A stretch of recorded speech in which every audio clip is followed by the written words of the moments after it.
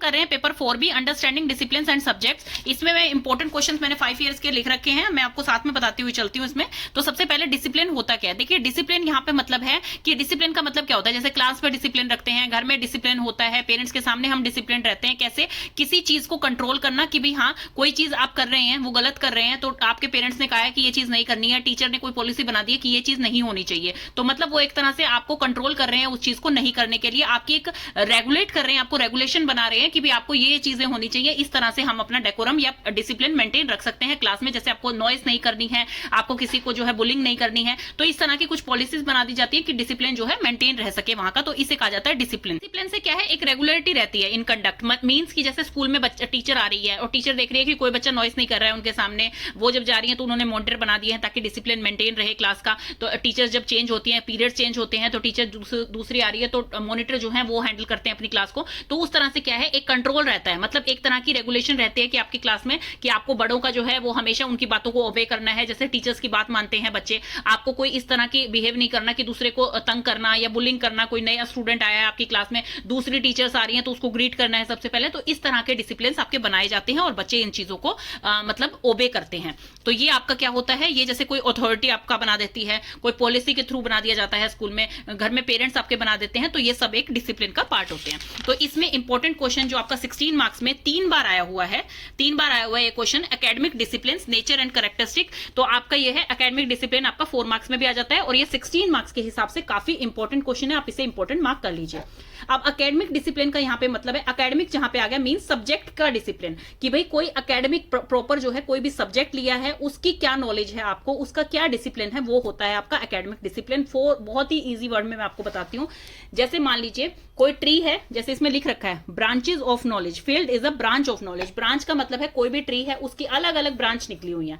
जैसे कि for example एक साइंस है, साइंस में से आपका क्या निकला है, फिजिक्स निकला है, केमिस्ट्री निकला है, बॉटनी है, जूलॉजी है और आपका इसमें बायोलॉजी आ गया है। तो ये सब क्या है, ये साइंस की ही फील्ड है अलग अलग, लेकिन इसमें एक्सपर्टीज के लिए हम जाते हैं अलग अलग सब्जेक्ट लेते हैं। फॉर एग्जाम्पल आप 10th तक तो जो है वो एक कॉमन साइंस पढ़ते हैं जिसमें सारी ब्रांचेज आ जाती हैं। आप उसके बाद जो है 10th के बाद 11th 12th में अपने पर्टिकुलर सब्जेक्ट्स लेते हैं, जिसमें जैसे कि आपका फिजिक्स आ जाता है, आप बायो लेते हैं तो फिजिक्स आ जाता है, केमिस्ट्री आ जाता है और बायोलॉजी आ जाता है। फिर आप और एक्सपर्टीज करते हैं, जैसे आप अभी बीएड कर रहे हैं, आप साइंस में कर रहे हैं तो आपको साइंस एंड फिजिकल साइंस मिली होगी। इसी तरह से आप किसी कोई और एक्सपर्टीज करते हैं, आपको बॉटनी की ही पढ़ाई करनी है स्पेशली, तो आपको प्लांट्स की, बॉटनी की सब चीजें सिखाई जाएंगी। आपको स्पेशली जूलॉजी की पढ़ाई करनी है तो जूलॉजी का एक्सपर्टीज, मतलब धीरे धीरे जाते जाते उनका और एक्सपर्ट बनते जाएंगे आप, उसे कहा जाता है एकेडमिक, कहा जाता है एकेडमिक डिसिप्लिन। तो अब आपको समझ आ गया एकेडमिक डिसिप्लिन जो होता है वो क्या होता है, as a part of higher education होता है। ये छोटे बच्चों के में, जैसे 10th तक के बच्चे हैं उसमें लागू नहीं होता है, क्योंकि उसमें आपकी कॉमन टीचर होती है, इंग्लिश की टीचर है, साइंस की टीचर है, मैथ्स की टीचर है।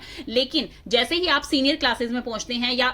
यूनिवर्सिटीज में पहुंचते हैं तो आप स्पेसिफिक कोई सब्जेक्ट ले लेते हैं, तो उसका एक्सपर्ट ही आपको पढ़ाएगा। अब मान लीजिए +1 में आपने लिया साइंस, तो आपका ऐसा तो नहीं है कि साइंस का टीचर एक ही था जैसे आपके 10th तक था, ऐसा नहीं है ना। फिजिक्स का टीचर अलग मिलेगा, केमिस्ट्री का अलग मिलेगा, बायोलॉजी का अलग मिलेगा। क्यों? क्योंकि उनकी एक्सपर्टीज है उस पर्टिकुलर सब्जेक्ट में। तो उसे कहा जाता है जो एक्सपर्ट हो अपनी फील्ड में, जो उस चीज में जो है आपको अच्छा समझा सके, उन्होंने रिसर्च कर रखी हो उस चीज की और हर तरह की पढ़ाई उन्होंने हायर लेवल की कर रखी हो उस, क्योंकि अब जो फिजिक्स का टीचर होगा उसने फिजिक्स में ही जो है हायर एजुकेशन अपनी ले रखी होगी, वो फिजिक्स में एक्सपर्ट होगा, हर चीज में एक्सपर्ट होगा फिजिक्स की, कि एक्सपेरिमेंट कराने में, थ्योरेटिकल में, आपको समझाने में, फॉर्मूलेज बताने में, तो हर चीज में वो एक्सपर्ट होगा। तो इसीलिए वो फिजिक्स पढ़ा रहा है वहां पे, और आप भी उसी से ट्यूशन पढ़ना पसंद करेंगे फिजिक्स की। ऐसा तो नहीं है कि फिजिक्स की चीज के लिए आप केमिस्ट्री के टीचर के पास जा रहे हैं, ऐसा तो नहीं है ना। तो इसलिए वो जो एक्सपर्टीज है उसे कहा जाता है एकेडमिक डिसिप्लिन। आ गया होगा कि एकेडमिक डिसिप्लिन जो है वो एक टेक्निकल टर्म है कि पर्टिकुलरली आपने उस चीज की एक सिस्टमिक पढ़ाई की हुई है, कि आपने पहले जो है 10th तक की है, फिर 12th तक की है, फिर उसमें जो है आपने बैचलर्स डिग्री ली है,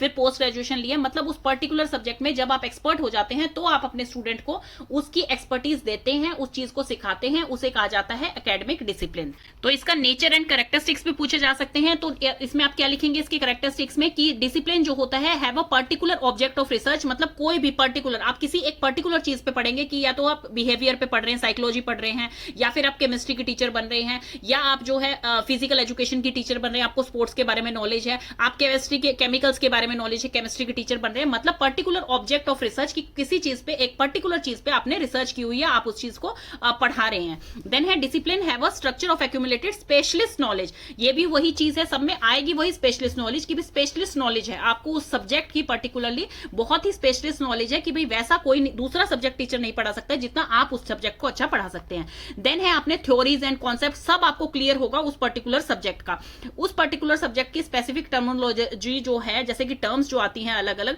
वो आपको पता होंगी, आप उसे अच्छी तरह से करवा सकते हैं। फॉर एग्जाम्पल जैसे कि आपकी बायोलॉजी में है, बायोलॉजी में डाइजेस्टिव सिस्टम आ गया है आपका, आप स्केलेटल सिस्टम पढ़ा रहे हैं, रेस्पिरेटरी सिस्टम पढ़ा रहे हैं, तो ये सब चीजें आप एक्सपर्ट हैं इस चीज में पढ़ाने में, थ्योरेटिकल बच्चों को समझाने में, कौन सी चीज कहां जाके अटैक करती है, कहां पे डाइजेशन स्टार्ट होता है, तो ये चीजें आप बताने में एक्सपर्ट हैं। तो ये है इसकी आपकी कैरेक्टरिस्टिक की भी, एकेडमिक डिसिप्लिन की कैरेक्टरिस्टिक क्या है कि आप जो है उस चीज में एक्सपर्ट है, पर्टिकुलरली आप स्पेशलिस्ट हैं, आपको थ्योरीज एंड कॉन्सेप्ट क्लियर है, आपको टर्मिनोलॉजी क्लियर है।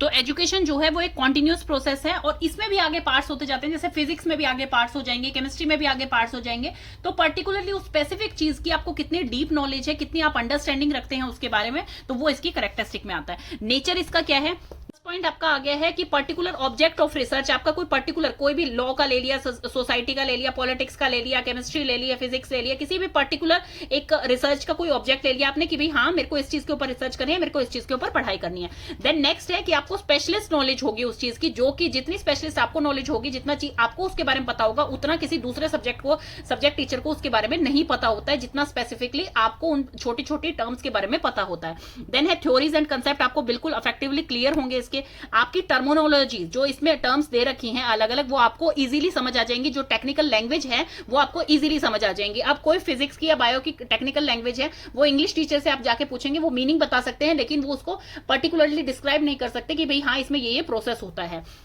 देन है कि उसके स्पेसिफिक मेथड्स होते हैं, स्पेसिफिक चीजों की टूल्स की रिक्वायरमेंट होती है, जैसे केमिस्ट्री में है अलग अलग केमिकल्स की आपको रिक्वायरमेंट होती है प्रैक्टिकल्स करने के लिए, नई चीज बनाने के लिए, नई चीज रिसर्च करने के लिए, तो वो क्या होती है, वो आपकी पर्टिकुलर सब्जेक्ट मैटर होती है।